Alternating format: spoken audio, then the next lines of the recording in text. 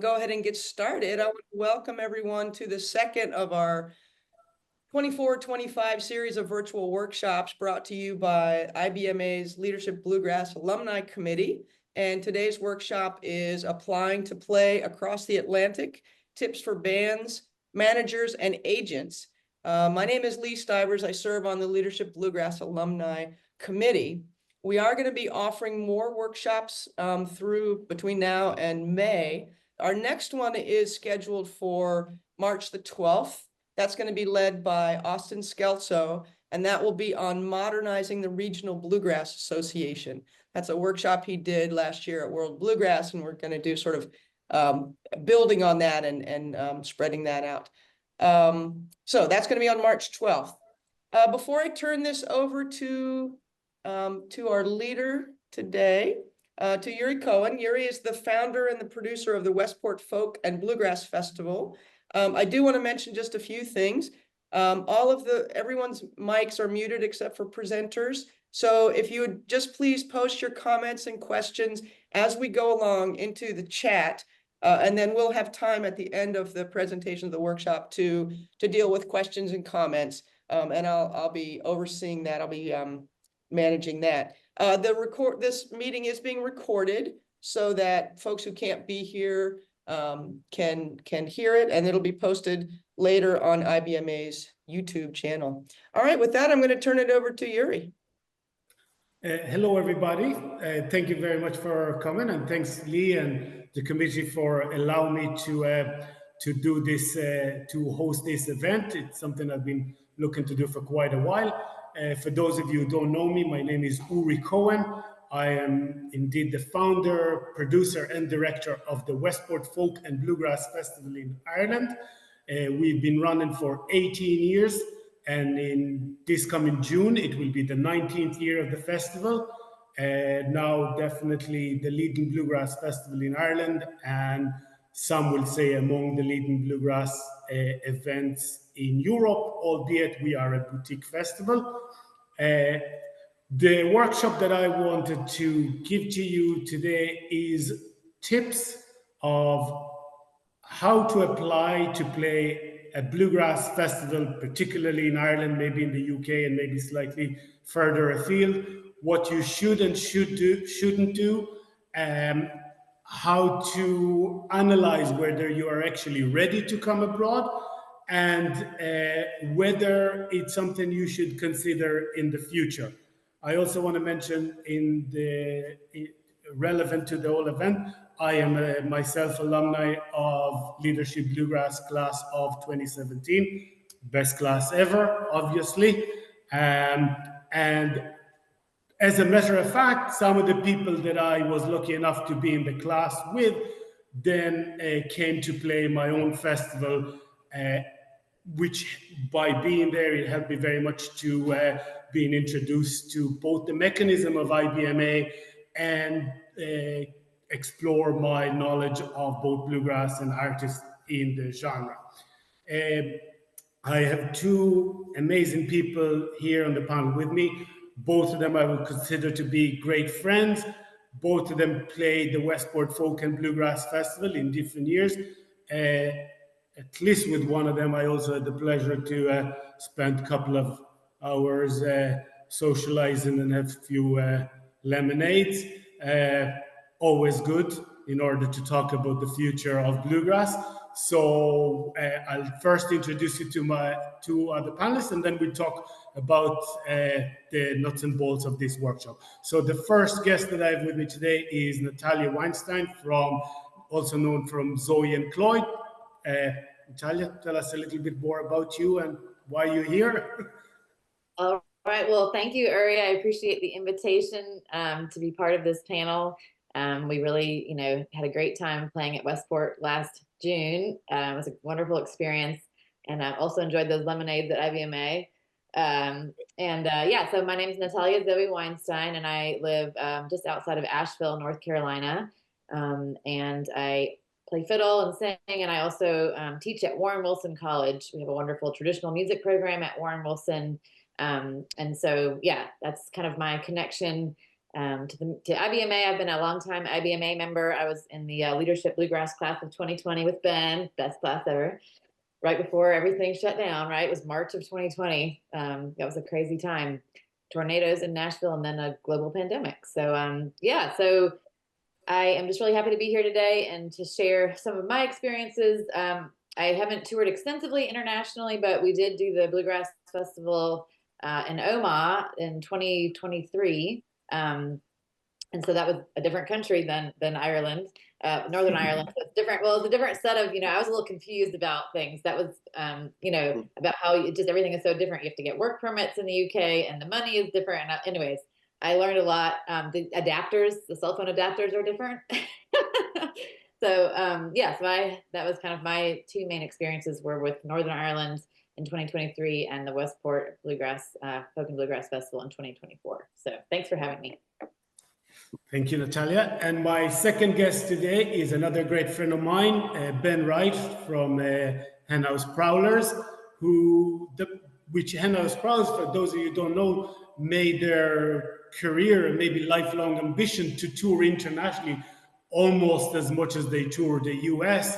And Ben will have quite a lot of insight of both coming to my own festival here in Westport, Ireland, but also traveling not just in Europe, but touring way further afield, Eastern Europe, maybe South America, Far East, etc., etc. So Ben, tell us a little bit about yourself. Yeah, my name is Ben. Thanks, Uri. I'm a founding member of the Chicago-based bluegrass band Henhouse Prowlers.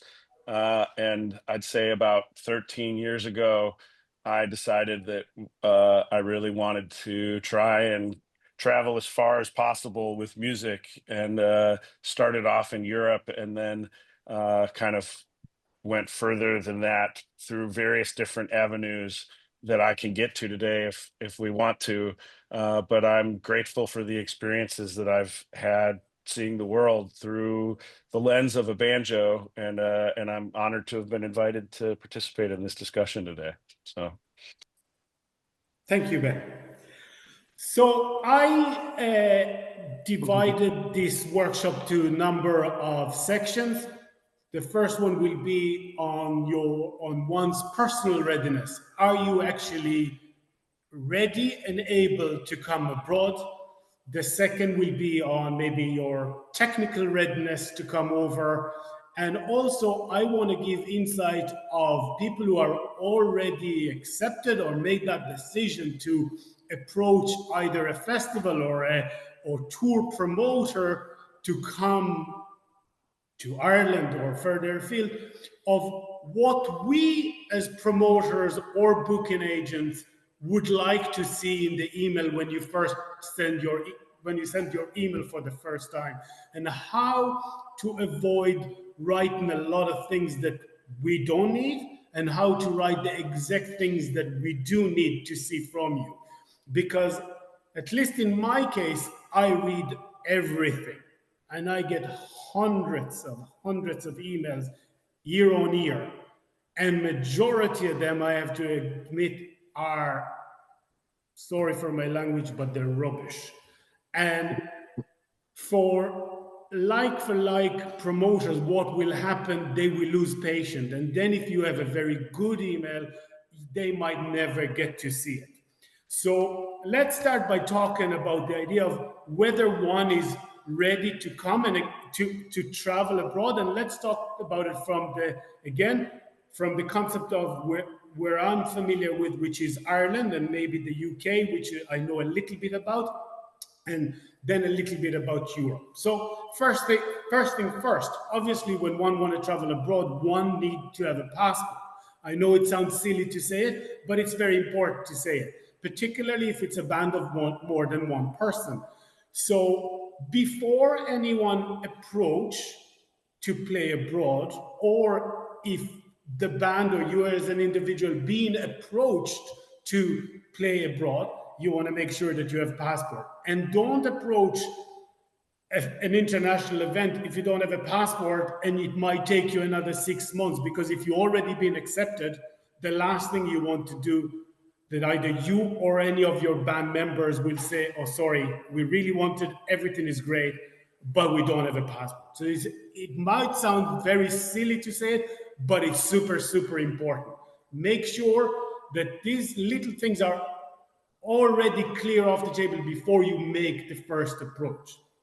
The second thing is driving license. Again, might sound silly, but particularly in Ireland, it's almost impossible to tour around Ireland on public transport or by hitching or by whatever means you might think. You will need to drive. So one, you need to have a driving license. It's very important that, particularly if you're in a band or a duo, more than one person ideally will have a driving license. It could be the driving in Ireland is not half as long as it is in the US. Within 3 hours, you cross Ireland from east to west, and maybe within 6 or 7 hours, you cross the entire country from north to south. But at the same time, we traditionally don't drive here for more than 3 hours. However, our roads are not great. They're nowhere near what you have in the US. So, it's a 1 max 2 cars road each way. So you need to have your driving license and also be familiar yourself with the driving conditions in Ireland.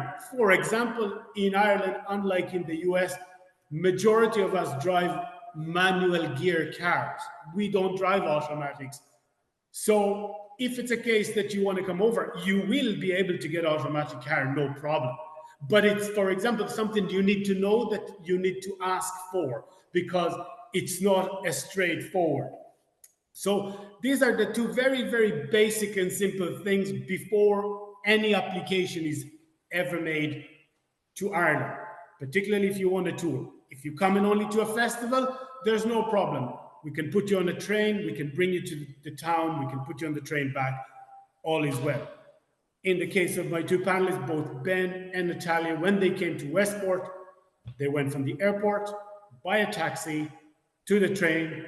It's a one train, 3.5 hours, arriving hour in town. We picked them up, brought them to their accommodation. Bob's your uncle, all is good. But if you want to continue and travel around the country, make sure you have your driving license. The third thing that's very important, again, before you approach to play abroad, or if you agree to play abroad, and this is particularly in the case of a band, you want to make sure that both yourself and every member of your band are physically ready to travel, that you can take time off work for a week or two, that you can take time away from your family. In some cases, you might have little children, you might have elderly parents that need to be looked after. When you travel abroad, it's not like going from, I don't know, Nashville to Austin. You can't just, jump on a car or internal flights like you do in the States and just go back home. It is complicated. So you want to make sure that it's all, that your readiness is there, that you are able to leave the house, able to leave work. All of these things are really important in the sense that they're obvious, but it's something that we don't think about because we get so excited. Yeah, I've been asked to play the UK, or I've been asked to play Ireland. All of a sudden, the banjo player of the band says, yeah, but I'm working and, I don't know, flipping burgers on a Thursday, and I can't come over to the tour in Ireland. You don't want to be in this situation, because also it's very hard to find a replacement of someone to come over abroad. If you are only touring in the US and you need someone to stand and play mandolin in your band for 3 dates in Austin, you might be able to do that. It's not going to be that easy to bring someone for a week in Ireland or the UK, etc., etc. So we talked about work, we talked about family. Then another thing, particularly again in a band, but also in a solo situation, some people will consider coming to Ireland in particularly almost as a family holiday. You'll have a band of 4, and the bass player also going to bring his girlfriend. or the singer also want to bring his mother. Brilliant. But you want to make sure that the band are okay with it and that the festival is okay with it. I will try to give you a few anecdotes around this workshop, but I brought a lovely singer from Nashville. I booked her and a guitar player. She brought her husband, her mother, everybody else, and no one made money because all the money that we arranged from their gigs went on touring with 2 cars, travel, get more accommodation, etc., etc. So there's no problem. Feel free to bring whoever you want with you, but make sure that everybody on our side know of it, and that everybody else in the band are comfortable with it. That's super, super important. I have 2 more points of that section, and then I'll let Natalya and Ben talk a bit about it. But the other thing I want to say is, I know that when you're in the States, a lot of the time you might be traveling in a bus, the band bus, or you might be able to, everybody bring their own car and just meet at the concert or whatever. When you travel in abroad, again, particularly from the context of Ireland being a small country, etc., you're more than likely all going to travel in the same car. You want to make sure that you're all very comfortable traveling in one car in a small country road for 3, 4, 5, 6, 7 days, 10 days, or whatever it might be. Again, for people of you who are experienced at touring the band, might sound silly, but it is extremely important. I, for one, remember the first time I worked with a band who was made of 2 couples, and they told me that they're traveling in Ireland with 2 cars. I thought it's crazy, but they told me that's the only reason we managed to survive in the industry, because we traveled with 2 cars. Made a lot of sense for them, but it's something that you have to consider, because if you can travel in the same car, it's something that you need to think about in terms of cost, in terms of a lot of other implications of it. And that also for accommodation. I, for one, my festival provide accommodation for all my bands. This year we're going to have 17 acts, 12 of them coming from the States, 1 from the UK, 1 from Italy, 1 from the Czech Republic. I'm providing accommodation to all of them, but I'm going to provide them accommodation that A, I can afford, and B, that available to me. That means sometimes people might have to share a bed. Sometimes people might have to share a room. We need to know about every element that you want us to know. The bass player can't sleep with the mandolin player no matter what. I need to know that. There's 2 men in the band and 3 women in the band. Can the 3 women stay in the same room together? Can the 5 band members stay in the same room together? These are a very important thing to us, and very important for you as a band to consider.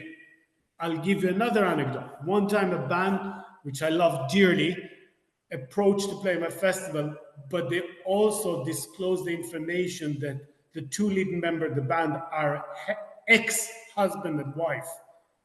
And I said, are you sure it is okay for you to come over to play my festival? I said, what if you'll start fighting again, like for the same reason you are now ex of each other?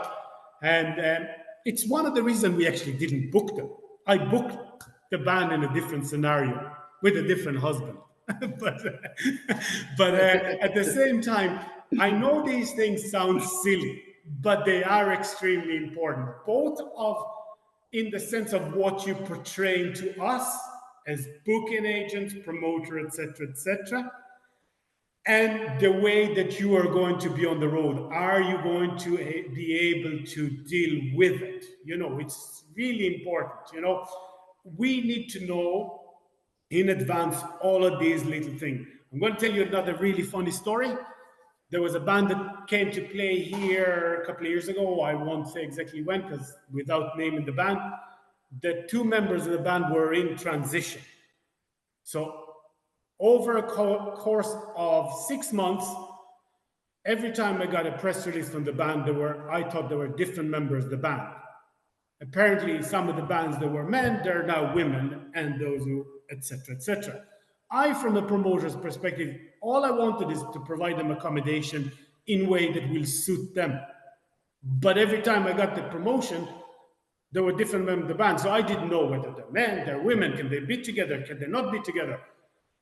It might sound silly, but it all came from a good place where I wanted to look after the band, but the band never told me that this is what's happening. So you have to, when you approach into play an international festival, particularly if we have to provide you accommodation, you need to portray all this information to us, because majority of the time, the likes of me as a promoter or booking agent, we want the best for you. Unless you're going to tell us your needs, we won't be able to look after you. So the last thing I was going to say on that section, again, both as a festival and particularly from a touring perspective, we are going to try and provide you the most. When I book a tour for a band, I'm going to try and book them only venues that also provide accommodation. My own festival, as part of the contract, we provide festival and food to the band as much as we can. But the band have to, let us know, again, about accommodation. We can sleep with this, we can sleep with the other. And then budget themselves for any additional needs that they might have. The same with food. We're going to provide you as much food as we can, but if the band are a band that need 6 dinners a day instead of 3, they either need to tell us or need to budget for that themselves. And all of these things, and that go back to the general idea of readiness to the festival. Let's say a festival offer you X amount of money that might be covering your cost of travel, or might be cost of your concert, and you decided to cover the cost of travel yourself, whatever. You have to familiar yourself with your destination and the cost of gas, the cost of accommodation, the cost of food, the cost of everything, because we're going to give you X amount of stuff. Everything after that might be on you. And you might figure out that it's actually, you're going to lose money. Now, you might say, I really want to come to this festival, or I really want to come to this tour, and I'm willing to lose money. But we had a tour a couple of years ago of a brilliant band from California. I booked them 12 dates tour, and when they came back to America, they said, we had amazing tours, all the gigs were great, but we lost about $5,000. We'll pay you your share whenever we'll have money to pay our rent. So I'm just saying, it was no problem for me. It was like we were all good friends and everything was okay.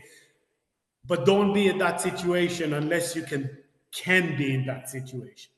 So to recap, make sure you have your passport, make sure you have your driving license, make sure you know the driving conditions in Ireland or in any other country. Make sure you are capable to be as a band or even as a duo together for a long period of time. Make sure you all are able to take your time off work, your time off your family. If you have any additional family or guests that come in with you and they're part of the band party, we should be notified about it. And allow for every mishap in sense of we need more accommodation, we need more food, we need more gas, we need massive bus to travel with, whatever it might be. Let us know, but also do your research. So that's section 1. And I suppose both Ben and Natalya were part of a band in Ben's case, a duo in Natalya's case that actually came to Ireland. You can tell us a little bit whether this information was beneficial for you, whether you were aware of all this information before you applied for the first time, and do you have any additional stuff that you found out that you needed to know and maybe you didn't know enough and regret not knowing enough before you came here? Yeah, I'll say a little bit. Thanks, Uri. That's a lot of good information. I think the logistics of international travel is definitely the biggest hurdle, I think, and planning well in advance. And I think just making sure you have all your ducks in a row before you even reach out to a festival, making sure it's a time of year that you're available, that your bandmates are available, that you can have childcare in our case. So I think, planning, at least 10 to 12 months out, if not longer. I mean, I think, but Uri, we talked right after, I think about 12 months out for the festival, because it really takes that long to kind of plan the logistics for it and make sure you've got everything up to date. I think, clear communication is another thing that I really heard you saying, Uri, that I think is so important. You ask for what you need, we can ask for what we need. If we, exactly, like if we have certain numbers of band members coming and we need certain types of accommodations, I think I can't remember what we asked for, but I think, tell them, you should tell them. But I don't even remember. I'll tell No cats. That's what it was. John, my husband, has a very bad cat allergy. So Uri always makes fun of us because I was like, okay, we'll stay anywhere as long as there's no cats. But yeah, whether it's a bed arrangement, if you want 2 twin beds, or if you want a queen bed or a double bed, I think just being very clear about what you need, dietary things. We didn't really talk about that, or I know you had it on your list here, but dietary things, if you have specific dietary requests, that's really important to communicate ahead of time. Transportation is the big thing. Both times that we went to Ireland, we did not want to drive on the left side of the road in a manual car. So the first time we had a driver that took us to the festival, and I can't remember if we asked for the driver or if they just provided the driver. I probably asked you for a driver, Uri, and you were like, you can take the train. Which was great too. That was a fun experience. It's really convenient because you can, the public transportation is pretty decent if you're going from big city to big city, but it's definitely harder if you're going to be touring around. Both times that we went directly to the festival, stayed there for 4 or 5 days, and then went, had like a day off on either side and just found friends to drive us around, for that extra day or whatever. But you can do it on public transportation. But if you're doing lots of different dates, you definitely would need to rent a car or hire a driver. I noticed that Evie Layden said that she always hires a driver in the UK. So you can do that too. And if like I'm not comfortable driving under those conditions on these tiny windy roads with navigation that I'm unfamiliar with, just know that that's an option, that you can hire a driver. But again, it has, the money, you have to be kind of okay with that added expense. And I think, speaking for myself, I don't necessarily do international touring for the financial. I do it for the experience because it's such an amazing experience. And yeah, I guess for me, usually the goal is to not lose money. So we try to make sure that we're not losing money, but I think it's harder to come back with a lot of money, especially if it's kind of earlier in your international touring career and you haven't had a lot of experience. But I think those were all good logistical things to think about. So before you can reach out to a promoter about a festival that you're interested in, make sure that you're available, right? So make sure that it's not a conflict with something else, or that you would have childcare, or that your band is available for those dates. Those are all good things to think about before you waste somebody's time, right? Don't email a festival if you know that you can't logistically get there. So that's kind of my 2 cents, Ben. Yeah, I mean, I wrote down a couple things here. Ira Gitlin posted about how a lot of countries won't let you even come in if your visa is 6 months from expiring. That's a super huge thing to be paying attention to. Go look at your passport now, and if you have a year or even 2 years left, be thinking about renewing it now, so that's not an issue in the future. Yeah, I mean, as far as driving, I love the challenge of those things, and one of my favorite things is getting on the ferry and going over to the UK in a left driving vehicle and switching over. I think I think it's really, you get used to it real fast because you have no choice, and then you feel like a superhero once you've accomplished it. And so I encourage people to, if they're curious about that, to just go for it, because you have no choice but to get good at it fast. And I love that. But that's not for everybody. And I also, what I learned, there's a vehicle over in Europe that we don't have very many of here that's great for 4-piece bands, and that's a Mercedes Vito. It's a minivan Mercedes that is usually a lot cheaper than a Sprinter. Now that we roll 5 or 6, it's not possible, but when we were just the band rolling, Vitos were awesome. So keep those in mind. I've never had to get anything international license wise. I've driven in 30 different countries, and my US license has been good, and that's a real privilege we have. So that's not something I've ever had to really worry about. So oh, and just a bigger, like, take steps back to look at this, you know, applying to festivals is a great thing to do. Yes, have your EPK up to date and efficient and modern with good video. But the other way to get these gigs is to showcase at IBMA.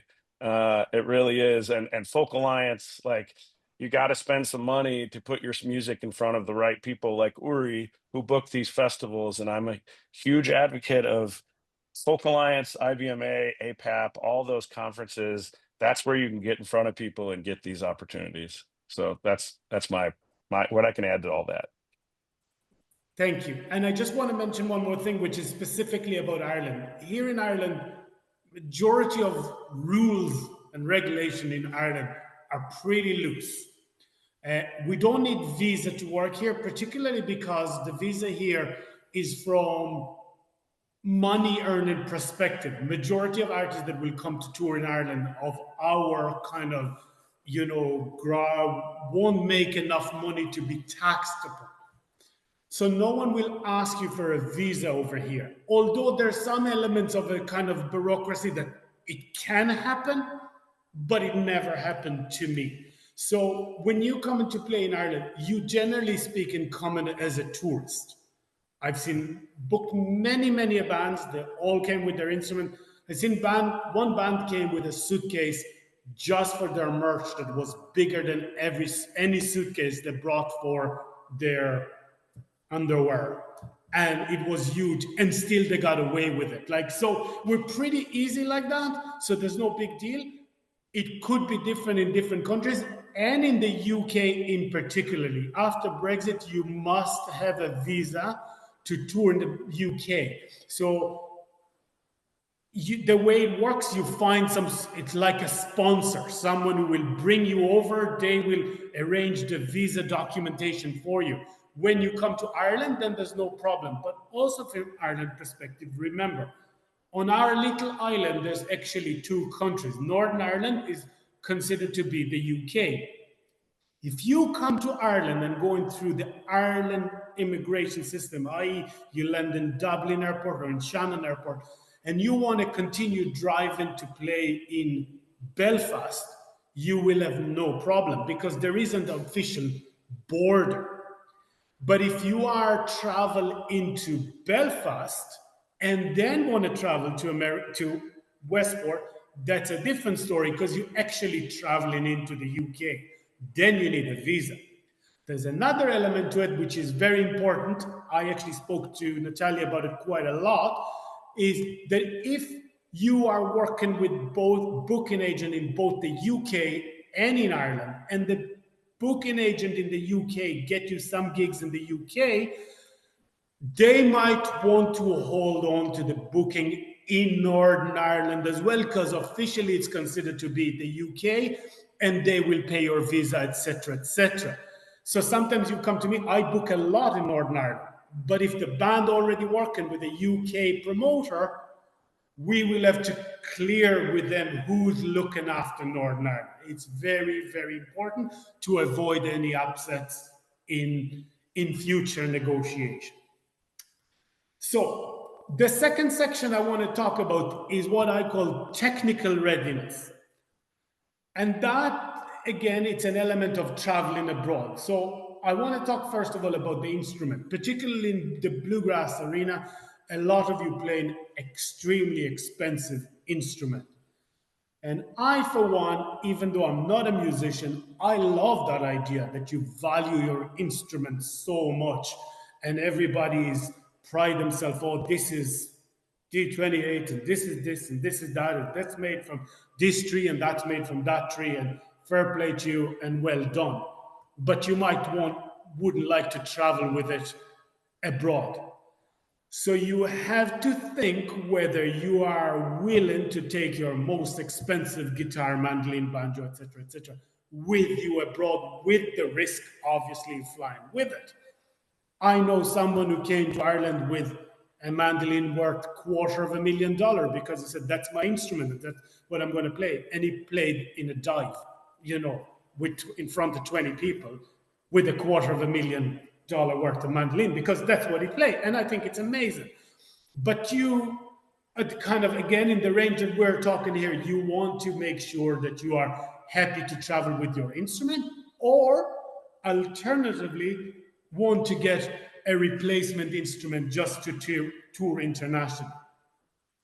Also, I, for one, and this is from a festival perspective, less from a touring perspective, I very much value my partnership with different instrument makers and different brands. For example, Thompson Preston guitars are becoming sponsors of my festival. So they might be inclined to work with some of my artists to maybe make them an ambassador, etc., etc. I, for one, and anyone that ever worked with me know that I always encourage people to work with their suppliers, with the people who you are comfortable with US. And you might say to me, listen, our mandolin maker really want to have a foothold in Ireland. They're willing to give us a mandolin. Do you think that we will be able to find a way to advertise them in your festival or whatever? I, for one, very much up for it. Not all festivals are up for it, but it's very important from an instrument perspective. Make sure that you're happy with the instrument that you travel with, to travel with it overseas. I know when Dom Flammonts arrived with Carolina Chocolate Drop for their first ever performance in Ireland, when he arrived to the airport, he found his banjo in 2 halves. Not very nice. It can happen. You want to think about which banjo you want to see in 2 halves. You know, that's important. And again, I'm saying that to you from a point of view of not a musician. I don't care for my instrument, which I don't have as much as you care for your own. On that note as well is the cases of your instrument. Obviously, you will need a hard case instrument. If you're going to travel abroad, you want to make sure maybe we need to invest in a better instrument case. Up until now, it was all good and well to carry your guitar or mandolin, whatever, in your soft case. Obviously, it's not right for international travel. Now, lucky enough for you as Americans, I assume majority of you in this workshop are American, you travel by flights all the time, even within America. So you might already made that investment. But if it's your first ever travel overseas, last year I had a band that came here, and one of the band members was his first ever time on an airplane. You know, it happened. It's fantastic. It's great. But you want to make sure you have hard cases. Again, unless you're willing to take the risk. The second, another thing is double bass. In my festival, as of a lot of festivals, are happy to provide double bass to our artists. Some bands will travel only with their own double bass, be it a fold-up double bass, be it whatever it might be. That's fair enough. That's brilliant. Less for me to worry about. I have to provide at least 4 or 5 double basses in my festival because majority of the bands coming from overseas. It's not an easy task. It is take quite a lot of arranging to do. But again, think about it. Is the double bass that your band member play is the most important double bass, and you're going to make everything in his power or her power to bring it with them? Good and well. If you don't, or you don't want to, ask or make sure that the festival going to provide you with double bass, be it for the entire duration of the festival or at least for the concerts that you're booked to do.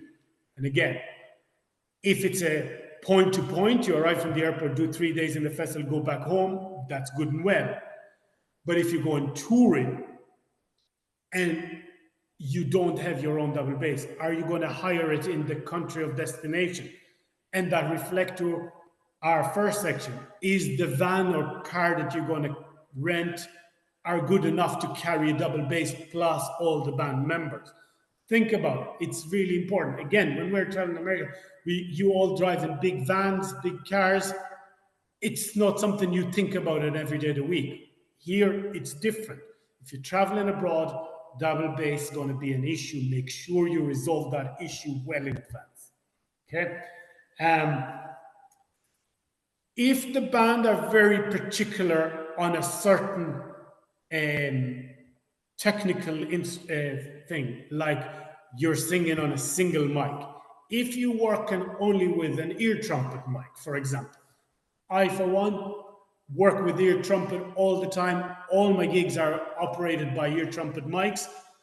Bands love to work with it. I love to work with the company. But if you only sing with ear trumpet mic or AKG mic or what a Sennheiser mic, and you think that this is the sound of the band with this particular mic, make sure you bring it with you, or ask the production, do they have it? More often than not, they won't. They won't have what you're looking for unless, like me, you value ear trumpet. But it is something you need to think about. If the band is a single mic band and you need that particular single mic, make sure you bring it with you. On that note, I book a lot of bands to play in pubs, both in my festival and my tours. A lot of the time in pubs, you will need to be plugged in. And you might say, I only sing single mic. Fantastic. But you might find yourself in a pub in the back end of Ireland with 50 people that just came from a football match and they just want to hear some banjo. And if you're not plugged in, it's a waste of time. So the band have to think about it this way. It's all right to go play IBMA single mic or in your locality single mic, but you have to be able to work plugged in should you need to. And on that note as well, make sure that if you do need to plug in, you have everything that you need with you, whether it's your clip-on mic, whether it's your own DI that create the sound of your fiddle, whether it's your jack cable, really important, whether it's your paddles. A lot of the festivals or a lot of the places, say even in Ireland, you won't find a place to go and just buy a couple of strings for a fiddle.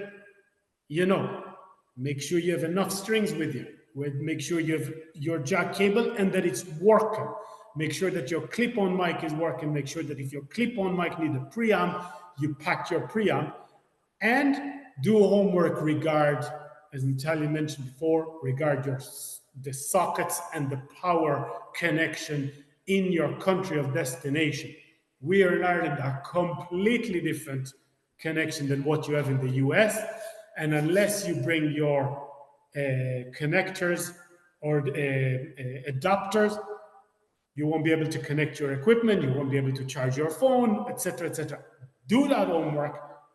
And maybe it's even something that you should ask your promoter. You might say no, but ask the promoter, do you think we can buy a couple of adapters in the country of origin? Because even between Ireland and the UK, we're different adapters. Between Ireland and France, we're different adapters, let alone Ireland and the US. So think about all of that. So to sum up, make sure you have your right instrument that you're happy to travel with. Make sure you have your hard case to travel with. Make sure that if you need any specific technical equipment to have it with you.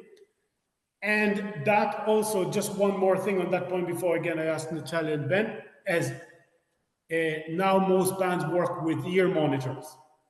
In my case, again, my festival, very, very rarely you'll work with ear monitors unless the band said, we only work with ear monitors. Then obviously you have to bring your own. And you have to think that particularly as you're going to tour, you'll be lucky to get a monitor, let alone ear monitor. So you have to think about it. You can't be, again, excuse my word, arsy about it. In some cases, you'll have to sort of back a bit, go backwards and go back to the way it was with just a monitor or just even hear yourself from the PA. That's the way it is. Again, I think Ben might be able to talk a bit more about it. Henhouse Prowlers now touring with a sound engineer and all their stage equipment. They addressed it to me. So even when they headlined my main show and we provided the sound engineer and all our equipment and all our monitors or all our microphones, we had to allocate for 20 minutes or so changeover from the band before them to Henhouse Prowlers, which were headliners. So we were obviously happy to do that, to change sound engineer, to change equipment, etc., etc. But it was that important for the sound of the band, and it was definitely worthwhile and the right decision to make, particularly with the Henhouse Prowlers. And then they went for another maybe a month or so tour around Europe, and they traveled with all of that equipment. So again, I don't know if it's the case for everybody, but bear that in mind. So again, Natalya and Ben, you might be able to say again about your experience traveling with instrument, microphone, etc., etc. Yeah, I think definitely thinking about all those logistics, instruments, cases, especially we had to borrow a case, a flight case, because we don't own one, and we had to borrow one to travel abroad. We did borrow a bass player, or bass, not bass player, a bass from the first festival that we played, and I forgot to say how long. We have a very tall bass player in our band. He's over 6 feet tall, and I forgot to like mention how long the stick needs to be, and so he was like. He tried to try 3 basses before he found one that he was willing to play or could play.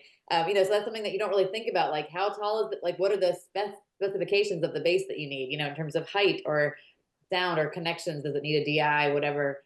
So little things like that I didn't even think about ended up being an issue for us. But we solved it. You also just some problems you just have to kind of solve on the ground. But I think your point about being a little bit flexible in terms of what kind of a room you're playing or what kind of a venue. We traveled with our DIs and microphones and our vocal mics, but we were also like, okay, well, we're going to be in a church, so we want to use a condenser mic because we want to have guests, or we're going to be in a bar that's noisy, so we want to make sure to plug in. So I think also being flexible and being ready to whatever kind of setting you're in, sort of be able to work with that is also helpful. But that's kind of our experience, Ben. Yeah, I mean, this is again all really good stuff. Our bass player John, after a couple of international tours, was like he was tired of getting basses that weren't what he was used to, and he bought a Chadwick folding bass because it's not the greatest bass in the world, but it's consistent. You know what you're getting, you have control over it, and we can fly with it. And I know that's not an option for everybody. For the record, he does rent it out to people for a very reasonable fee occasionally. So you can reach out to us about that if that's something you're interested in. But, if you're going to rent an instrument, you got to deal with what you get, and you don't have much control over that. I will say that I remember our very first show abroad was in Belgium, and in a very old building that had really terrible electricity, and we fried our equipment on the very first show we ever played. And that was a big lesson in a lot of ways, because we had to figure out very quickly how to put on our show without the equipment we brought. And that's a great skill to have, because sometimes you have to roll with things. I feel very fortunate that we travel with a sound guy now, but that's not how we did it for the first 7 years or something. And being able to roll with what's in front of you and still put on a good show is a skill that I think bluegrass bands can approach a lot easier than other bands. We were playing acoustic instruments that can be mic'd, and it may not be the exact setup you're used to, but if you can put on a great show, you're a lot more likely to get invited back. And so, yeah, 220 volts in Europe, as Christopher just said. Bring everything you can to make sure that happens, but also be aware that sometimes that's not enough, and you're going to fry your equipment, and it just happens. It's the reality of touring internationally. I can add to that in my own experience, again, I'm not a musician, but my background is sound engineering. And in 1996, I arrived to a 3,000 venue arena in Kiev or somewhere in Ukraine. And on the stage, there were 2 house stereo speakers. And they said, this is going to be your speakers. They're about this size. And I said, but it's a 3,000 people arena. It's never going to work. And on the on the wall, there were these massive, massive Soviet Union era speakers. And I said to them, just give me 2 cables from these speakers, we'll do the rest. You know, sometimes you have no choice and you have to be a little bit of a MacGyver. And again, that story with the basics is super important. There's an amazing band from Holland with a very tall bass player, and he played nylon strings on his bass. So even though I provide him with a bass, it wasn't good enough because he had to take all the strings down and put all the strings up. It's not that simple. Talk to us. Okay. I have one more quick tip that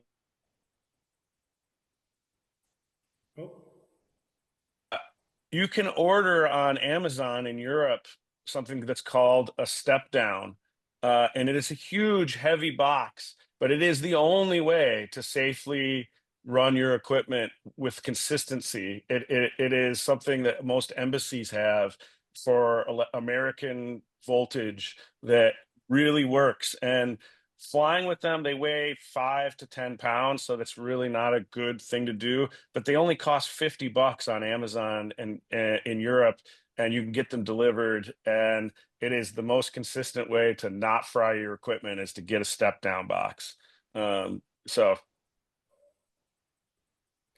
So brilliant. So far we just spoke.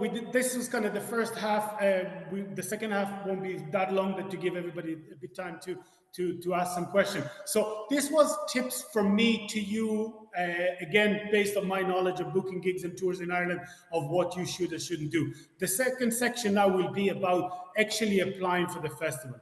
So the first part is what I call find the right festival for your needs. I find that a lot of the time I get emails that are completely irrelevant to my festival. I always tell a story. Year on year for the past 10 years, I'm getting the email from a group of flag wavers from Italy that want to play in my festival. And one year I got an email of a heavy metal band from Colombia that also using banjo. This is not what I'm looking for.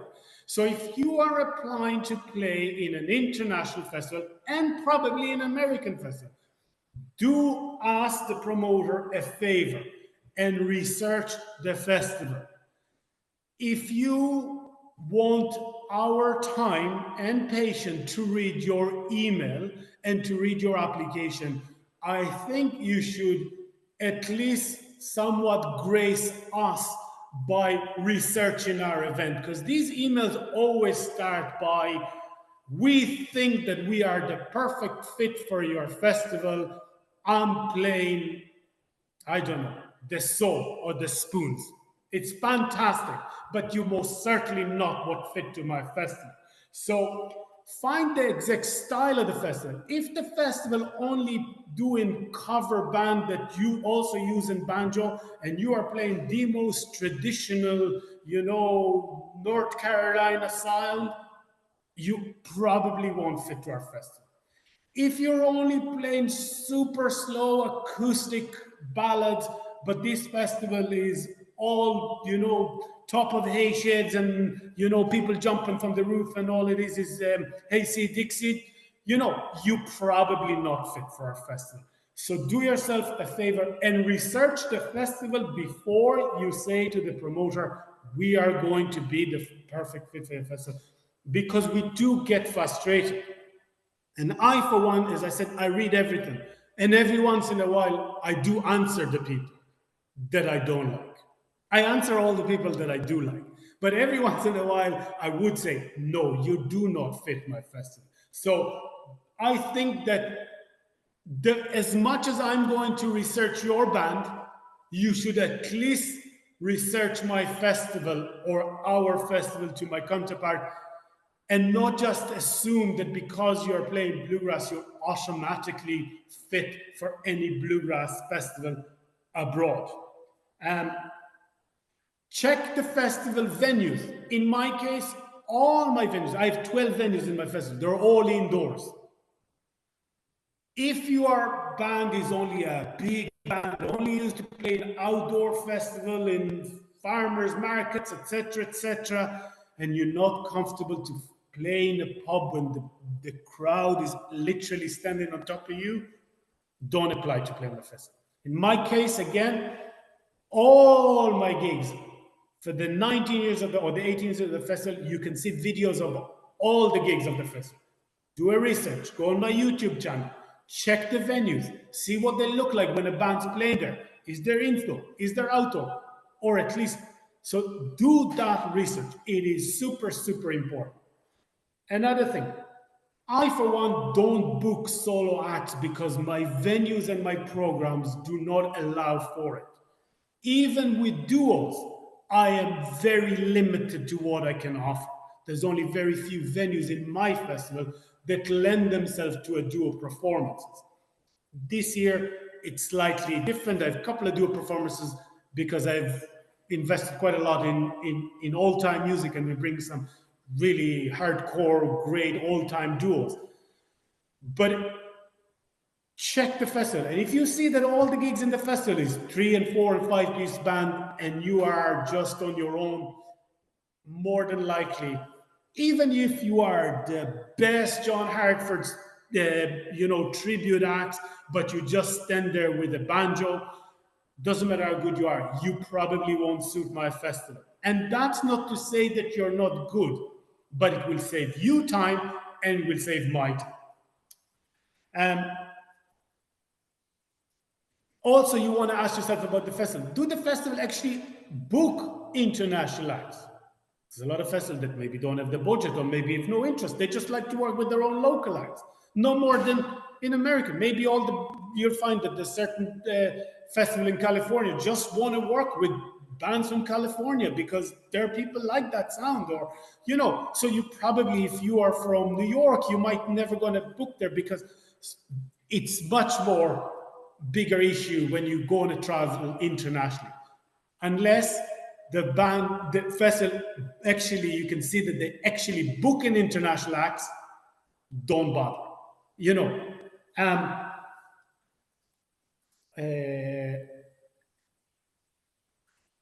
And the last thing about checking the festival is, I think it was, again, tie us up to the original subject that we spoke about, is can you check when is the festival?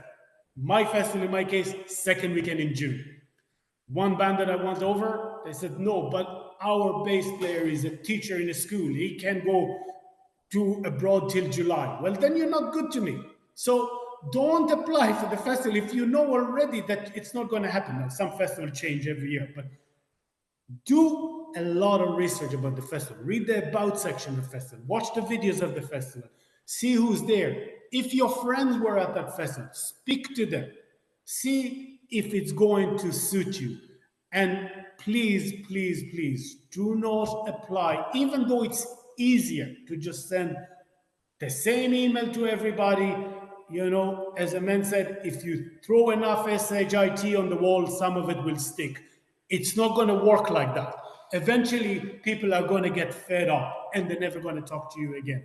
So do the research. I think myself, that is, without being sort of kind of arrogant or big-headed about it, but from a festival booking perspective, we deserve that little bit of respect if you expect us to give you the respect of reading your email.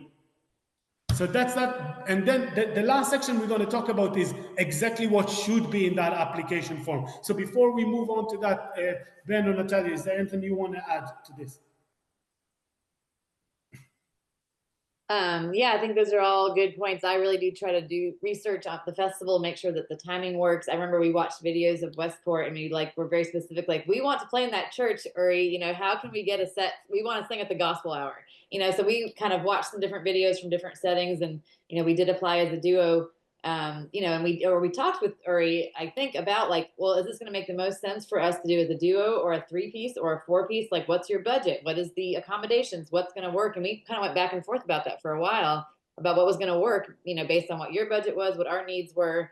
And so we settled on the duo, but then, for that church set, we could do a collaborative set, and we had special guests come in. So that was a fun way to add to the sound, and I think we had special guests in Matt Malloy's pub as well, so it's like, you can also be flexible with that, you know, so it can, I think, like talking with the promoter about what's going to work for the setting and for the festival and for you as a, you know, for us, it's easier to travel as a duo, a husband, wife, or one room, easier logistics, things like that. So yeah, and I think just making sure when you approach a festival, we really do try to do the research and try to you know, explain exactly why we think we would be a good fit and what we like about the festival. So I think those are all really good tips. Yeah, we will get, as a promoter, we will get a great kick if you know that you actually know something about our festival rather than say we're going to be great. Ben. Yeah, I don't really have any. I mean, everything here is great.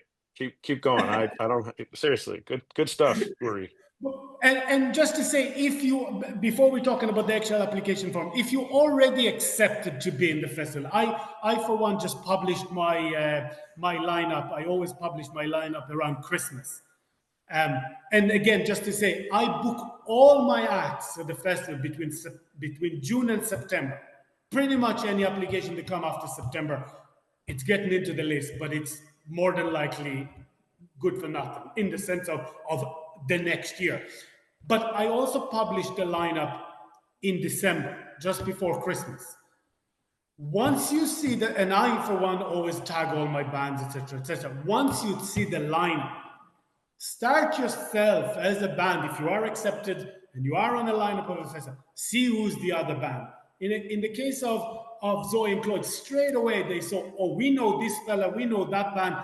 They already, before they came to Ireland, they had an idea of who they might be able to collaborate with.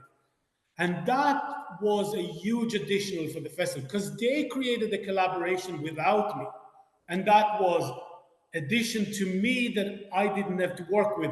And in Westport, at least, it's part of our entire ethos is to put all of you together in our little town. In, you know, it's like being in the IBMA, you know, circle in rock. You know, we just put all of you there, just play music. You know, so kind of once you accept it, see who else is there. You know, do we know them already? Maybe we'll just approach them. Oh, we saw you going to play in Westport. We coming to Westport. Oh, we saw you coming for the first time. Oh, we coming for the first time. Maybe you even arrive at the same time and you can share a cab to the festival. You know, these little things. I think that if we as promoters see that you care about us, it will make it much easier and much more fun for us to care about you. So this was all good and well. We'll just talk very quickly in my part about what I think that should be in the application form, and then I'll get Ben, Natalya, just to give their kind of insight of their own experience. So first of all, when you approach a festival or a tour for that matter, make sure that everything that needs to be there is on the first email, clear, short, and to the point. The band bio, I need to know how many band members are in the band, what instruments you're playing. Is it a guitar, banjo, fiddle? Is there bass or there isn't a bass? Do you do all-time music? Do you do bluegrass music? Do you do both? Don't, in my case, don't tell me you do Irish music. I have enough of that here. This is not a bargain plan, you know. In the picture, send me a good picture that I will see what you look like. If you have a specific outfit that you go on stage, Henhouse Prowlers, they always play in suits. We would like to see that. We would like to see that you're playing in suits because it might suit and it might don't suit my vision of the festival. You know, Fog Holler from Portland, they play in jumpsuit, orange jumpsuit. They look like they left Guantanamo, but it's fantastic. They're a great band, you know. But I think it's pretty cool, you know. Cody Norris, when Cody Norris came to Westport, no one ever seen anything like it. On stage or off stage. For me, it was a huge deal. But I've got to see Cody in America, and I knew it's going to be a good deal, you know. So if you have something special for the band, send it in the picture, send in the bio, as much details and to the point. Don't send long email, but to the point. We are a 4-piece band playing bluegrass. We have banjo, fiddle, bass, and a guitar, right? This is what we look like. video that you're sending have to, at least for me, be a live video in good sound and good picture. I don't want your artistic video standing beside your truck in your farm. No interest. I need to know what you look like when you're actually on stage. Are you going dancing? Are you standing? Is this fella singing? Do you sing in backing vocals? I want to know. And not just, now, it could be on an iPhone, but it have to be a good iPhone, not just the last gig you did in your own tavern. I want it to be a good, and if you are going to apply to play an international festival or any other festival for that matter, make sure you have that to your, to have all that information. The same with audio. Make sure that you have some MP3 version of your songs, because I, for one, forward all this music to radio station, local radio station. It's going to help me promote the festival. I know that some of my band, I play their music in a completely Irish-speaking radio channel, and they could hear their name being spoken in Irish, which is pretty cool, you know. So if you, the more you'll give me, and give it to me in the first go, that if I accepted you straight away because I think you're the coolest thing I ever met, right? That I already have it in my arsenal. I might ask for it again, but the more I have from the get-go, the better. So band picture, band video, band bio, the more the merrier in the first. But I, for one, and again, I'm only talking from my experience, but I think that other promoters will have a similar experience. We want it nice and simple. Don't send me a link to your about section or your bio section on your website, because the chances that I'm ever going to look at it is, probably near none. You want to send 4 lines of who the band, what the band are playing, what they look like, what they sound like live on stage. Get it on the first go, because you already did the research. If based on the previous item, whether you suit the festival, you really think you suit the festival. You already said, oh, we sound like Henhouse Prowlers, we sound like Zoe Cloyd, we know they work very well in your festival. That's what our offering, right? The more you give it to us in the first go, the better the chance, and give it to us clear. No links to this, that, and the other, EPK, this, that. We won't be looking at it. And remember, majority of promoters, and that's true when I try to book you gigs in other venues as well.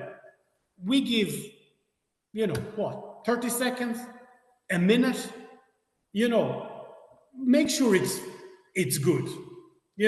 Sometimes I personally, I'm a bit that way. I just gonna like you and I'll take you anyway, But, if I never heard about you, you need to get me there and then, on the first email, because I'll give it one more anecdote, and I'll let Natalya and Ben. Last year, I had an amazing singer here from Virginia called Martha Spencer. I heard of Martha Spencer, and I went to check her videos. And I was completely flabbergasted. I never seen anything like it. And I actually thought that this is a joke, right? And I actually had to go revisit that video over and over again to realize that this is as real deal as you can possibly get. But I was completely overwhelmed because I never seen anything like it. For you, it might be around in the mid. Now, she came here, she blew everything out of the water. She was incredible, unbelievable. Performance, musicianship, wonderful people, outfits, everything. Accent, no one could understand anything she said anyway, But for me, when I saw it, it was so phenomenal that I had to go see it again and again and again. If you're that good, make sure you have it there on the word go. That will definitely make sure that promoter will look at you for a second time. And if you ask me to help booking you for other venues in Ireland, or to recommend you to other counterparts in Europe, make sure that I have something to give them, because I might really like the Henhouse Prowlers, but the venue down the road might won't get it. So I need to find a way to convince them. So send me the best way that they'll know they're going to get a band in suits, you know. So this is pretty much everything I have to say. I think Natalya and Ben can just give some more insight and maybe a few questions after that. Yeah, that's all good information, Uri, about what specifically to send. I think, you know, Ben already mentioned this, but showcasing at IBMA, hanging out at the International Pavilion at IBMA, I think it's so great that we have that. It's a wonderful way to meet other bands that are touring internationally. It's a great way to meet promoters that are hosting festivals internationally. So IBMA is definitely a great space if you're wanting to expand into the international markets for sure. So just wanted to reiterate that. We haven't really talked about funding. How to fund travel if the festival is not paying for travel. So, you know, I think obviously ask for travel funding, you know, if you can get it. Some festivals will have it, some festivals will not have that. So, you know, I think make sure that that's clear in your negotiations, initial negotiations with the festival, to ask for what you need or what you want. They can always say no, right? So I think it's worth asking. You know, make sure that you get a contract and that you agree on everything before you start looking into plane tickets.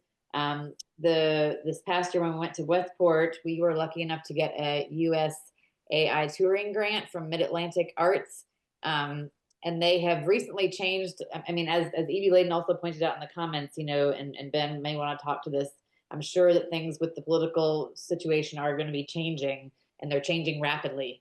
So you know, it's going to be a little bit more difficult to get grant funding, I think, for international travel, at least federally funded grant funding.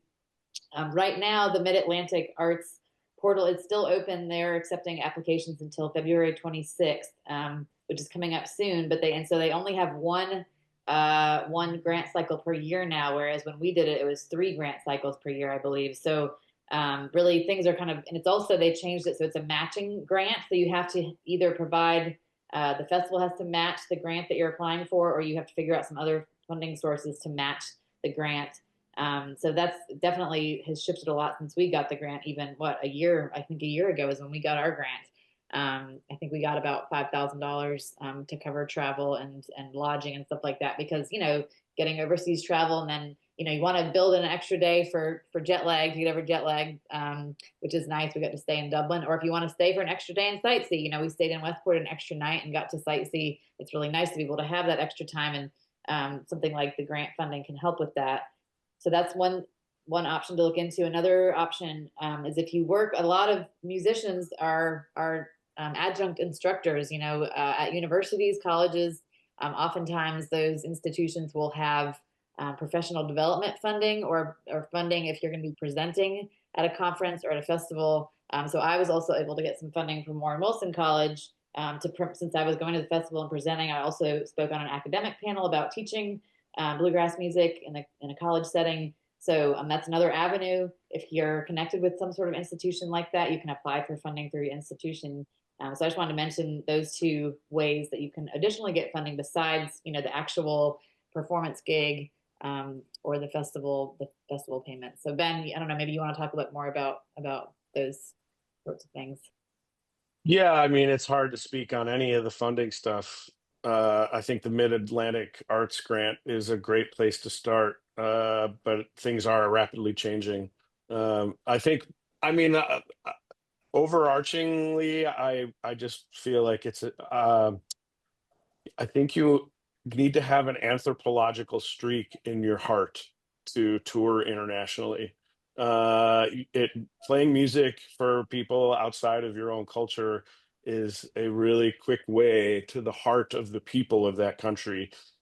Going as a tourist is one thing. Going as a musician is another, and you can really get to know what the people are like because they open up to you in ways that they don't to tourists. And I think I mean, you're not going to make a lot of money doing this, and you shouldn't do this if that's why you think you're doing it. That being said, I feel like my entire life has been enriched by that I dared to try to play music abroad. And that's more payment than anything I've ever made doing this. And I think if you're coming from that space, you're going to be successful. So yeah, I think about Uri and Natalya both have contributed a ton to this, and it's awesome. And yes, I just think this is exciting to think about new bands doing this too. So I will just first of Natalya and Ben, thank you very, very much, and again, thanks for Lee for letting us do this. And I'll just say again, I might be working very differently than other festival promoters, both in Europe, in the UK, and definitely in the US. I might come across as a little bit of like the old-fashioned bluegrass promoter. I'll shake hands with you digitally. I'll tell you everything is going to be fine, but you can be sure that everything I promise you, you will get. But on the other hand is, I am, for one, very much encouraging anyone that end up working with me, with my festival, or as a booking agent for tours, is to bring anything that they possibly can into the conversation and into the contract. I always say, if you're wearing a specific suit and your suit maker wants to advertise in my festival and ring fence some more money towards your touring, yes, do give me an offer. I'm very much open for it. You know, I might want to take money from your local church or from your burger joint, but if your guitar case manufacturer want his guitar case advertised on my website, and we can agree that we can ring fence some sort of that money towards your tour, 100% I'm in, you know. And do think about it this way, rather than, you know, we always have that kind of silly saying, think outside the box, a gig, booking agent, paying, this, that, that. No, there's so much more we can do. And I know that for me, I don't have a lot of money, and I am in a very lucrative and lucky sort of position that you folks, a lot of you want to play in Ireland, but I don't want to take advantage of you in the sense that I will always tell you everything I can offer you, and I will go with it the entire way. But if you think that there is something else that you can bring to the plate that can help make it happen, let's do it, and offer that to me. And keep that line of communication, and do prove to me that you really want to be part of it. I know that one of the people that here on this conversation is playing in Westport this year, 2025. And from the day we agreed, all of a sudden on their website, big hoo-ah, we come into Ireland, do come with us, try to arrange all their people to come with us. It will all work to the best of everybody. And I find it to be fantastic. It will actually make me want to do more for the artist when I see that the artist is really want to be part of my event. So this is kind of where we are.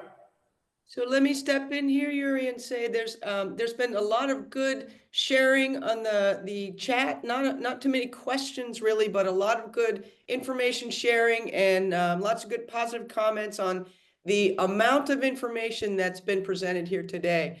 It would be really nice to have something written that people can find later to access, because there's an awful lot of good tips here. Why don't you mention, we had talked about that before it started. Why don't you talk a little bit about that?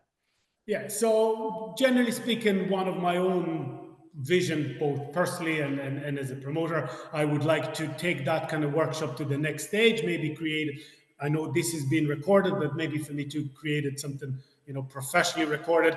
But either way, we base this entire conversation on notes that I made originally, and together with Natalya and Ben, we had some back and forth, and we will try to shape them up in a proper manner and get some sort of a booklet. I will work with you, Lee, and with leadership and with IBMA to make it available for everybody. At the end of the day, we doing all of that to actually share that information. I don't want to keep it away from anyone or put it behind some sort of a paywall or whatever. It is for sharing. Remember, I'll sum it all up, right? make sure that you as a band suit the festival that you're applying for. Make sure that you're able and ready to travel abroad. Make sure that the country that you aiming to travel to, that you're happy to travel to that country, and try to learn as much about the country and the festival that you want to apply to make sure that you're fit and open, a really good line of communication with the promoter, rather than find out halfway through booking that it's actually not going to work, you know, because of the 2 days within the festival you have to be in Los Angeles, like happened to me before. So yeah, let's keep it all open. And yeah, remember that actually it is Ireland that put the I in IBMA, so do come and visit us. That's great. That's great. Well, if we, unless there's any final questions, I think we can probably go ahead and wrap it up here. I want to thank Uri, Ben, and Natalya so much for this this wonderful workshop today. Just tons of information, as I say, and we will. I'll make sure I'll hold Uri to his word that the notes are going to get written up, Better woman. and we'll get them make them available to the bluegrass community. So thank you all very much. Thank you very much, Sloan. Thank you. Thank you. Take care.